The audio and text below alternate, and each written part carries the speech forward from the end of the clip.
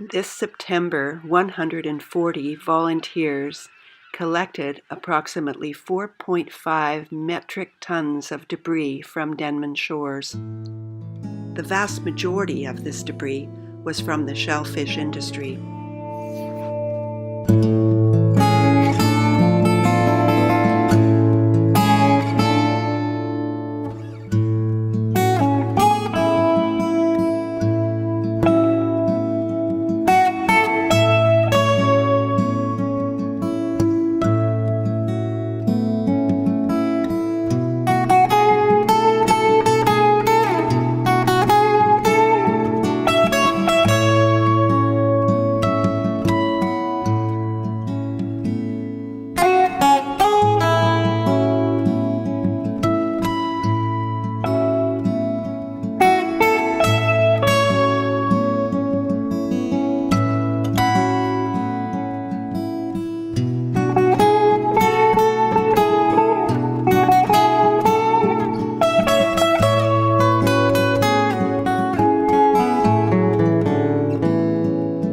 Here in 2003, and I moved from the West Coast, and I just couldn't believe the beaches on Denman Island and how absolutely covered in garbage they were, and all this debris. So we started the beach cleanup, and we thought, okay, it's just an anomaly. Maybe there was a storm one year, and we collected 3 or 4 tons the first year, and then the next year there was more, and every year there was more and more.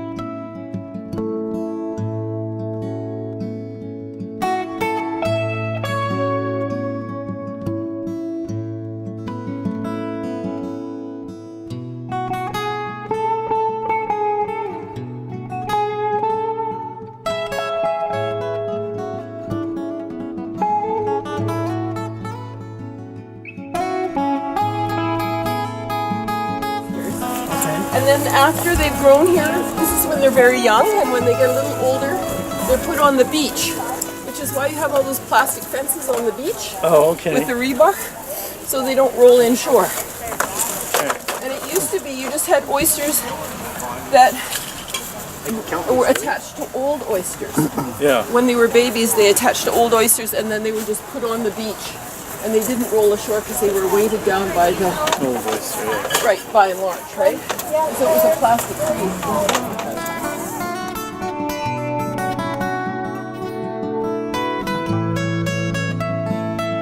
Really like to take attention to these predator nets, which we find all over our beaches, are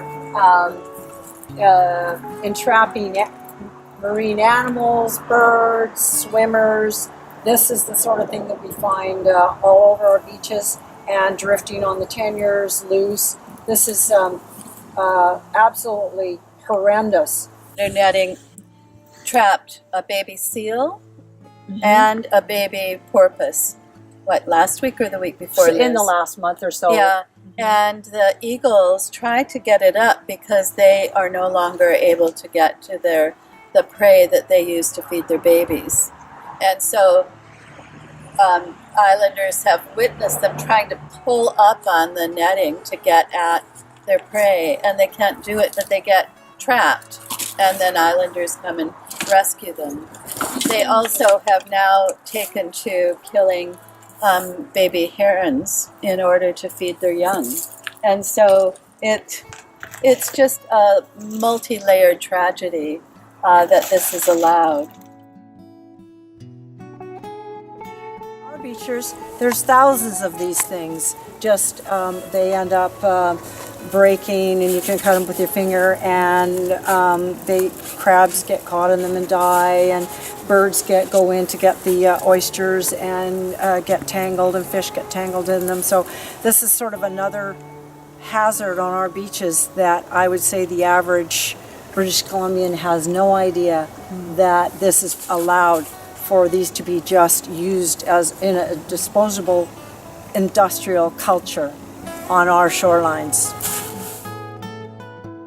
This year, for the first time, the Department of Fisheries and Oceans and the BC Shellfish Growers Association collaborated with us in the cleanup. They collected an additional similar tonnage of debris from the Vancouver Island side of Bain Sound. Our recycling efforts also took an innovative turn. The Ocean Legacy Foundation provided a demonstration of their plastics to fuel technology. High-density polyethylene, low-density polyethylene, polypropylene, polystyrene are all able to convert back into a good usable fuel. After volunteers sorted the debris, shellfish workers retrieved numerous truckloads of reusable equipment. Ocean Legacy also took lots of debris back to Vancouver to their plant for recycling and reuse. In the end, only one truckload was sent to the Cumberland landfill dump site.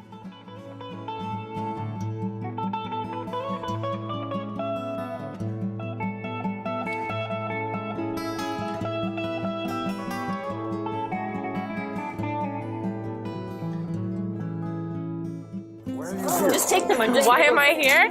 I'm here to help with the cleanup. Why?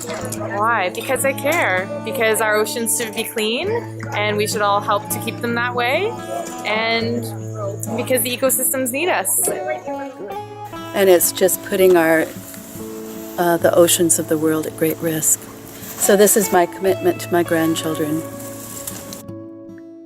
ADIMS will continue to advocate to protect these waters around Denman Island. They are home to rich species diversity, including 35% of all herring spawned on our west coast. This area has been declared an ecologically and biologically significant area. Special thanks to DFO and BCSGA for participating, and to one of our generous sponsors, Lush Cosmetics. Also, we are grateful to the World Wildlife Fund, Ocean Legacy Foundation, and West Coast Environmental Law for witnessing this event and for helping out. Thank you to all of the Denman volunteers as well who helped with the cleanup, and to the contributors to this video, including Randy Duncan for the music and Rick Balfour for video footage. Also, Cindy Critchley and Linda Sheehan contributed photos.